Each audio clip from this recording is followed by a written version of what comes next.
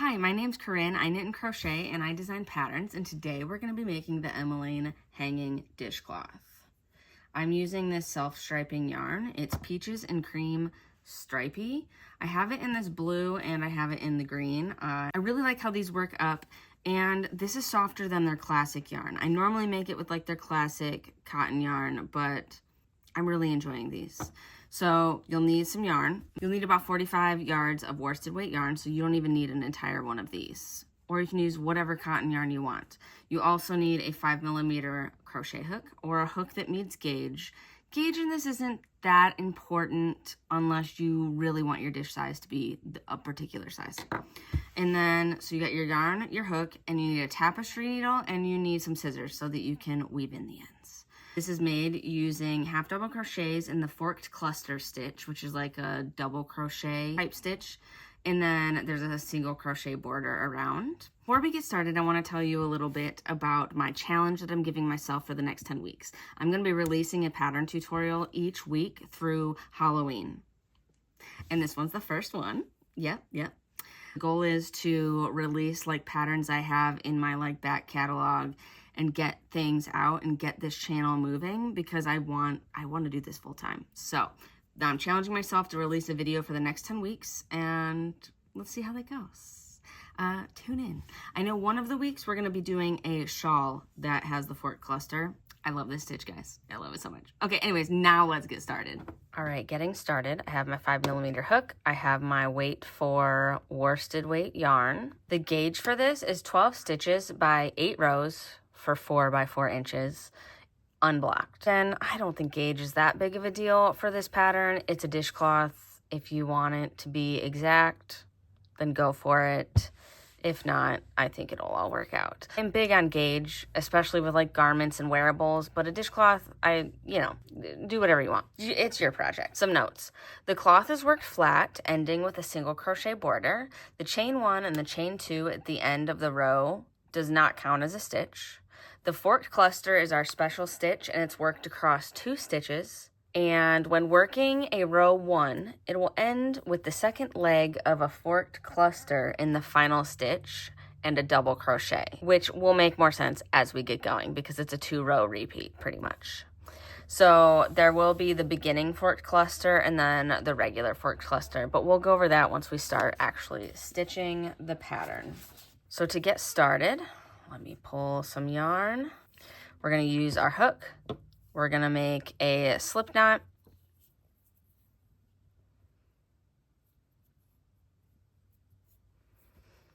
We're going to put the slip knot on the hook.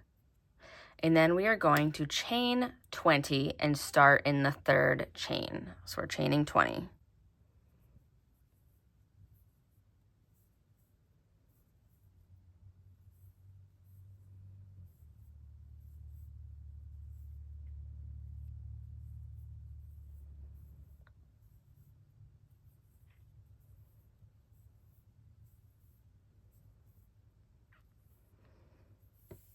I have 20 chains, and I'm going to be working into the back loop of the chains for that starting row.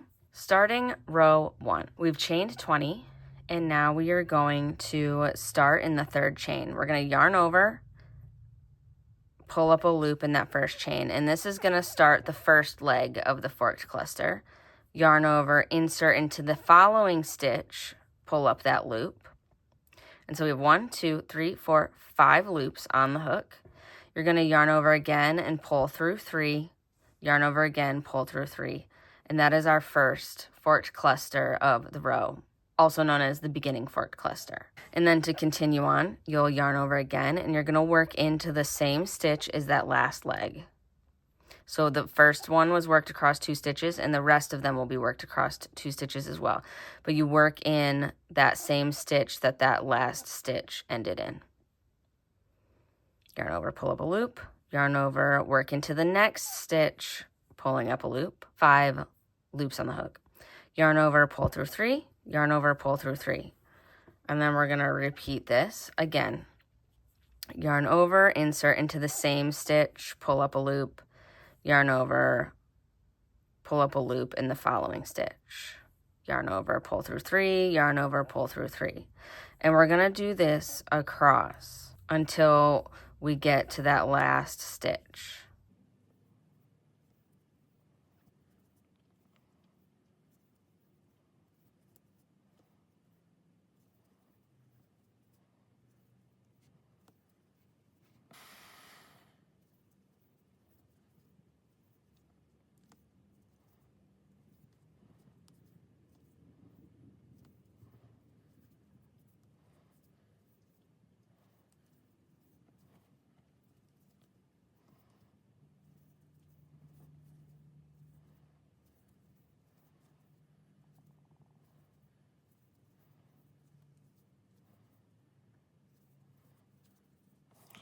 Okay, we've each reached the end of the row and there's 1 stitch left. We're going to work a forked cluster and then a double crochet. So yarn over, insert into that second to last stitch where the last forked cluster was left in.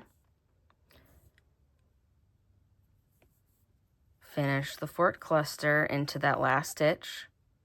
So that second leg is in that final stitch, and then we're going to double crochet into that last stitch as well.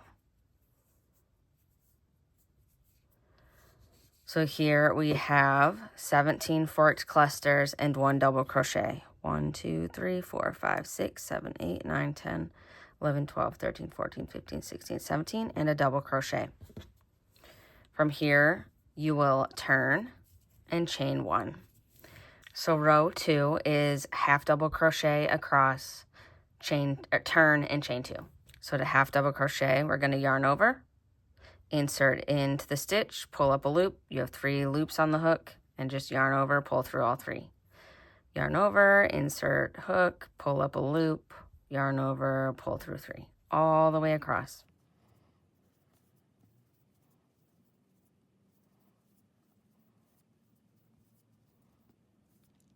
And then at the end of row 2, you will have 18 stitches.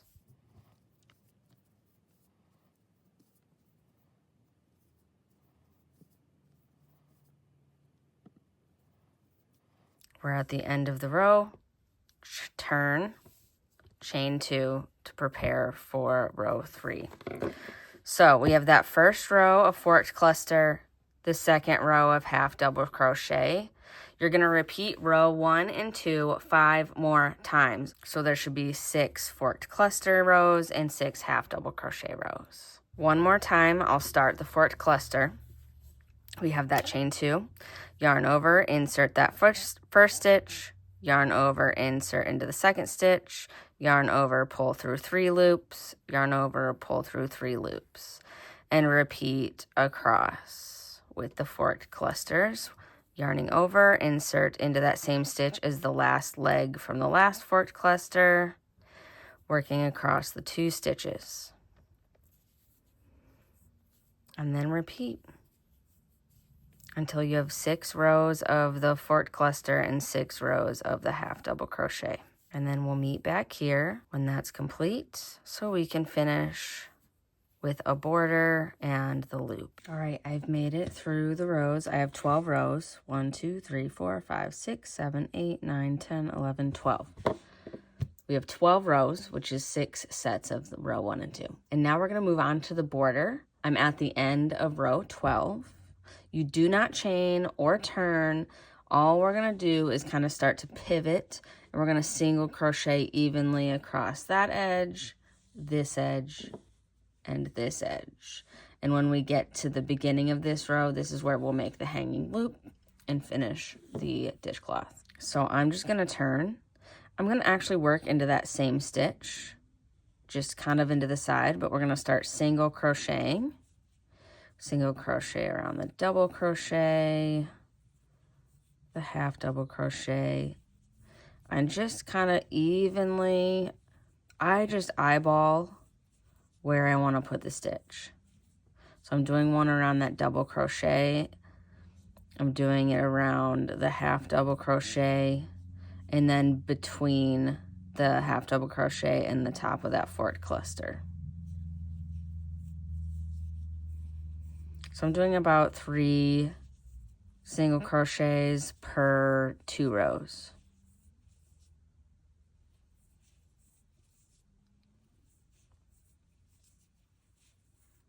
I made it to the end of that first side.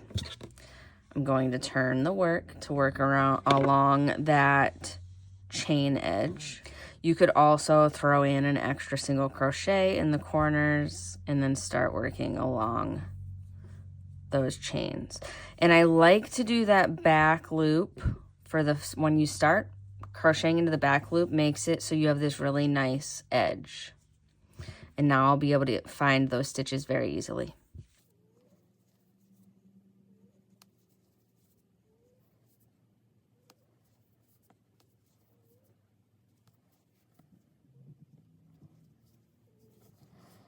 Start working along the other edge, and I'm going to start crocheting around the tail so I have one less thing to weave in. And kind of the same thing, do about 3 single crochets per 2 rows. And I'm just carrying that tail along and crocheting around it.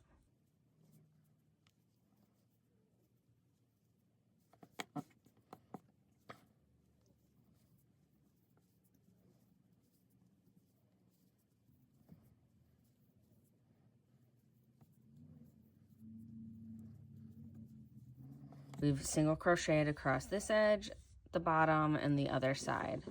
And so we're now at the beginning of row 12. We're going to chain 11 and then slip stitch into that first stitch of row 12. 1, 2, 3, 4, 5, 6, 7, 8, 9, 10, 11. So there's 11 chains.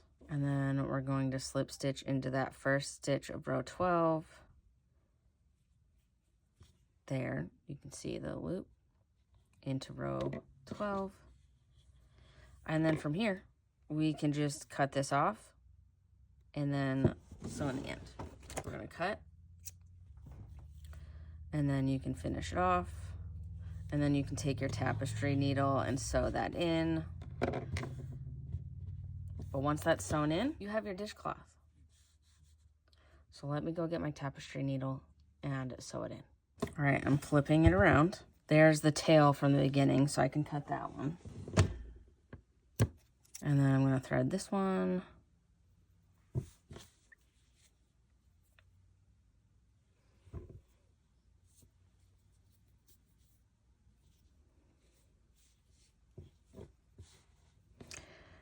And then I'm just going to weave in the end.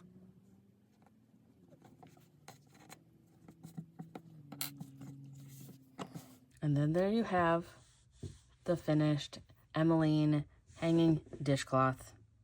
So cute. I love this stitch. It's so pretty. Anyways, thank you so much for hanging out with me and making this. I hope you love it.